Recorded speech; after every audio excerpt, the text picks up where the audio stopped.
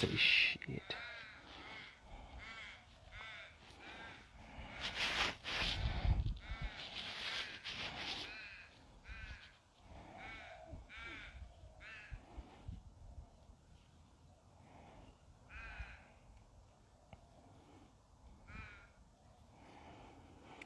What up?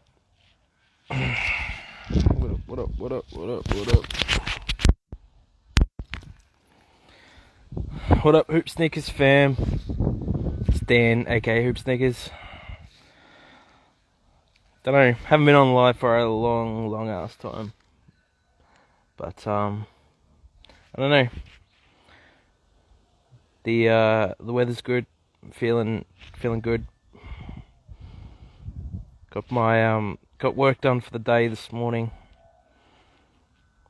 So I've chatted to a few people about this recently, but Hoop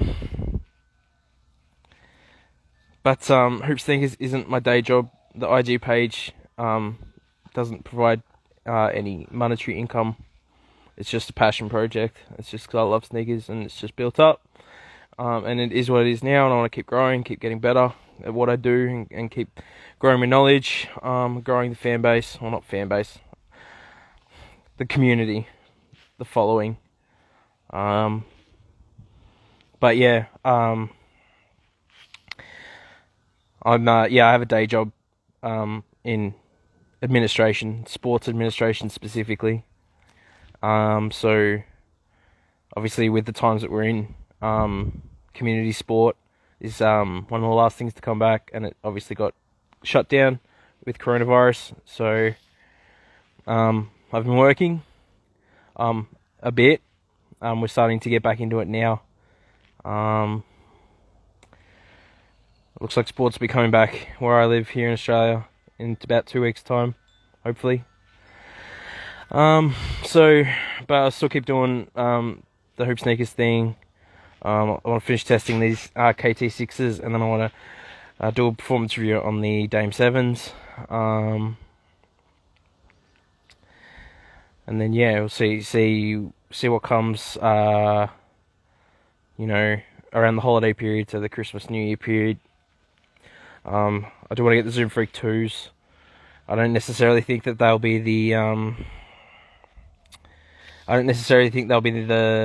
sneaker I like the most out of anything. Just because of what I've heard so far in regards to the cushion.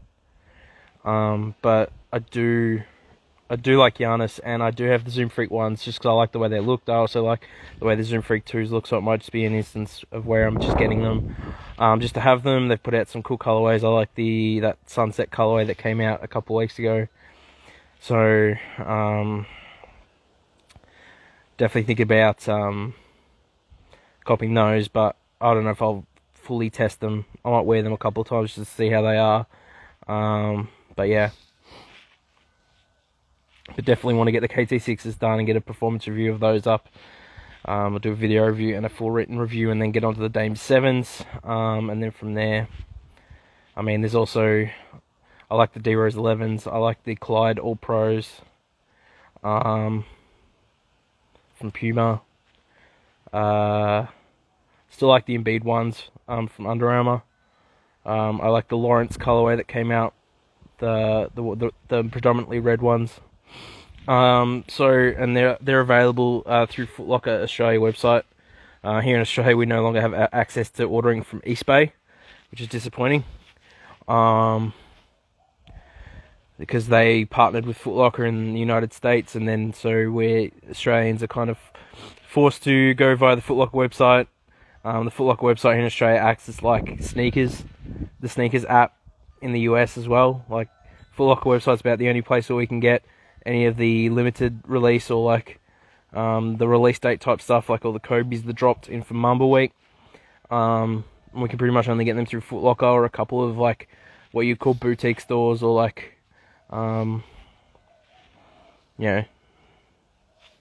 boutiques, I guess. But yeah, it's just taking a day today. I mean, like I said, it's warm. It's like 26 degrees Celsius. I mean, sitting out in the sun. got like a 10 by 10 foot wide. It's about like 3 foot deep pool we installed like late last week. So just been chilling in that. But over the weekend, a lot of yard work. Just finishing off garden beds, moving soil, just getting rid of like any green waste. Mowing, trimming, edging lawns, so that's all looking real good now.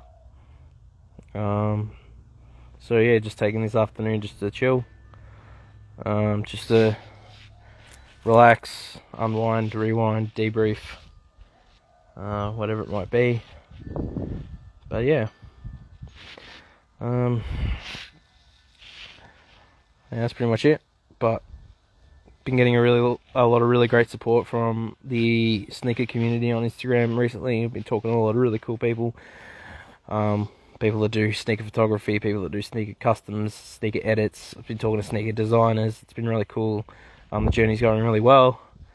And yeah, I'm just really enjoying it all. So yeah, I'll keep doing my thing. Might jump on live again. I only have a couple of shifts where I actually have to attend my place of work this week, and then the rest of the time should be fairly safe and fairly free to work from home. Just make sure I keep on top of my emails, make sure I make all my meeting appointments, which are all done via Zoom nowadays, which is nice. And then yeah, I might try and go on live, give people a heads up that I am going to go live, and then maybe we can chop it up, just riff with you guys, shoot the shit. And yeah, you can come with questions about any sneakers, just in terms of their performance, or like what I don't like, what you should be looking for, if anyone is into that. But you know, yeah, I'll think about setting aside a time and a day later this week to go live, and just make sure it's in my feed and in my stories. And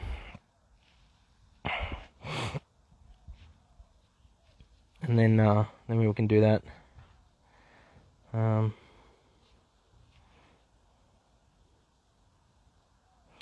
Yeah, nice. Just D17, Newen.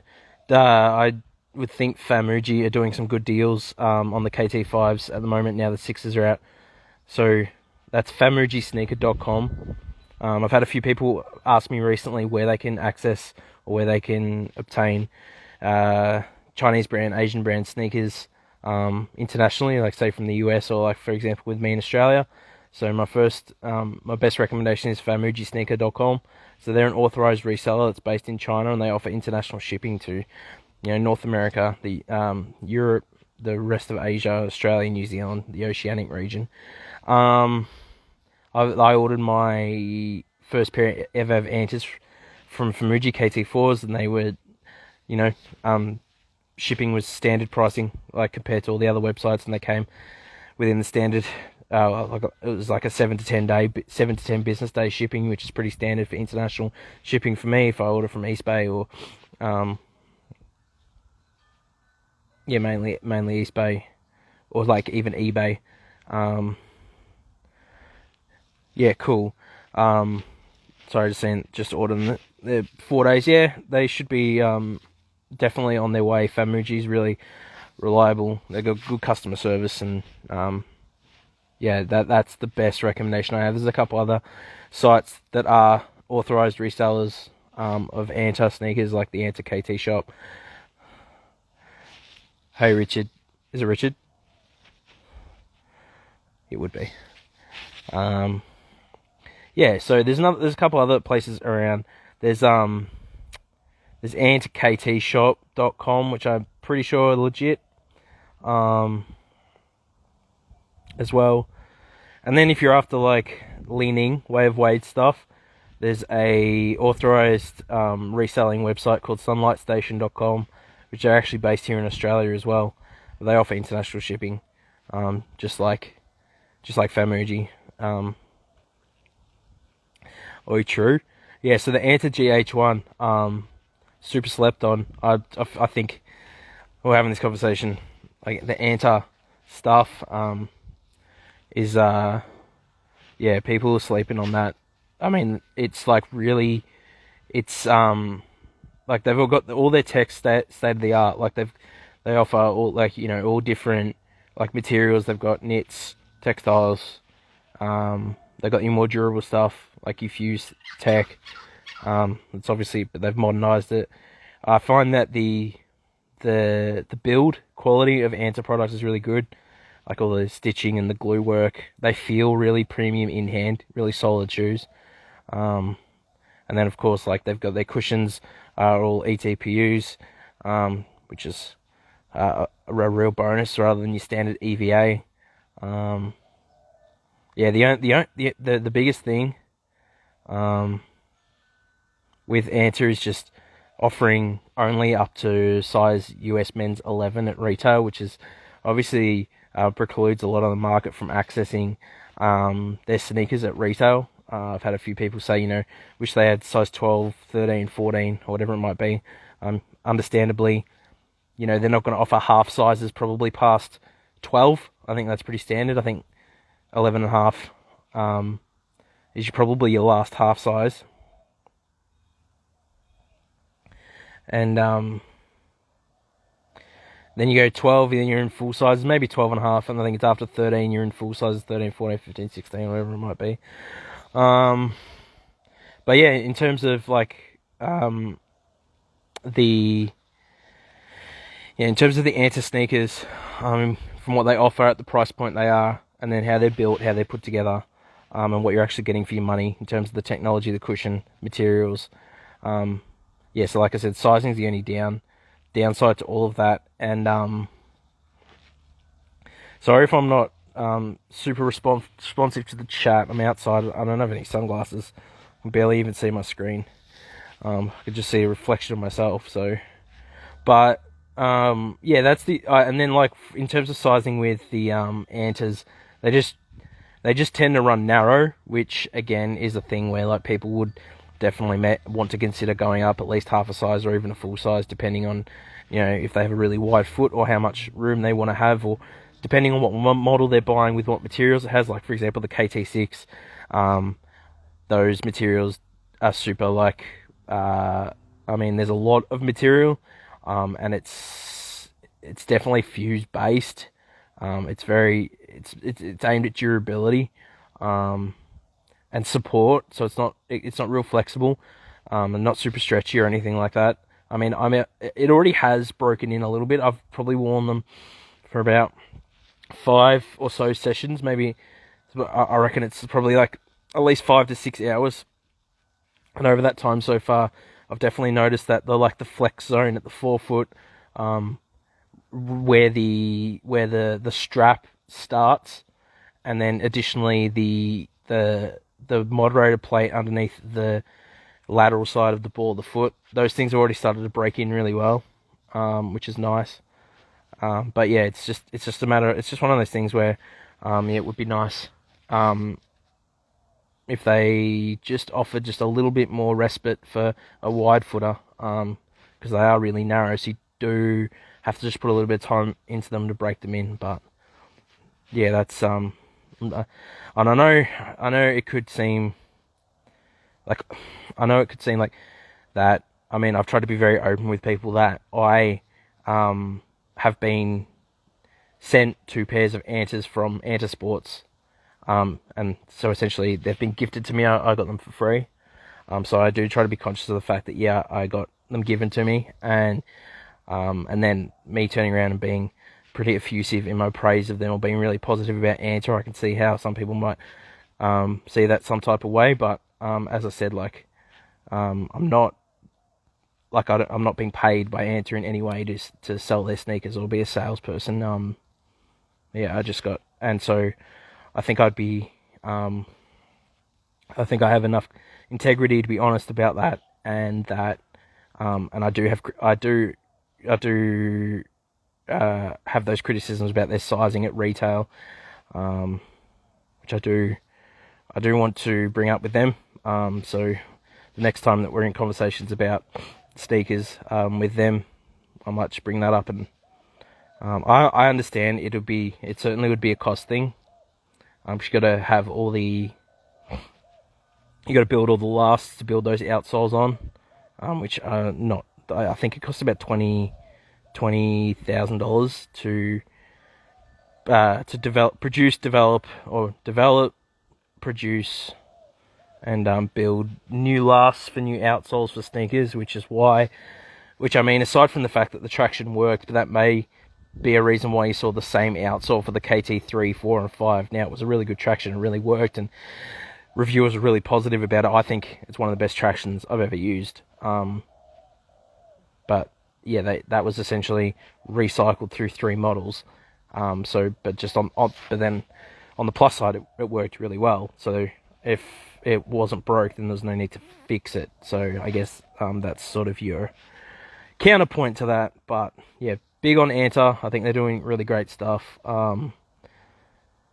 You'll always get the commentary about them,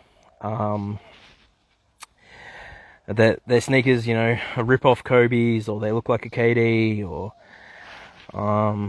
they just steal their stuff from Nike. But I was having Anta's been around since 1994, which is a heck of a long time that they've been making sneakers. I mean, Nike has only really been making basketball sneakers in the mainstream since 1985, with the Air Jordan 1. They introduced their first basketball sneaker in 1972, the Blazer, which essentially is a pretty derivative model from both the Adidas Superstar and the Chuck Taylors anyway. So, I mean, and then you go back further than that, Adidas had the Superstars 3 years before the Blazers, and Converse had Chucks back in the 1910s, so over 100 years ago. So, I mean, who really did it first? Converse, I guess. I mean, but anyway, yeah, I'll probably chuck that one there. I'm getting warm, so I might just jump back in the pool. But yeah, I'll keep this one on, and maybe chop it up, use it. I'll pop it up on my story. I might chuck it up on the IGTV for future people to have a look at that weren't able to join the live. I know it's a funny time. It's about 4. It's 18 minutes past 4 p.m. here in Geelong, in Australia. And yeah, with that being said, I'll finish this one up here, and I'll catch you guys later. Cheers, Hoop Sneakers fam. Peace.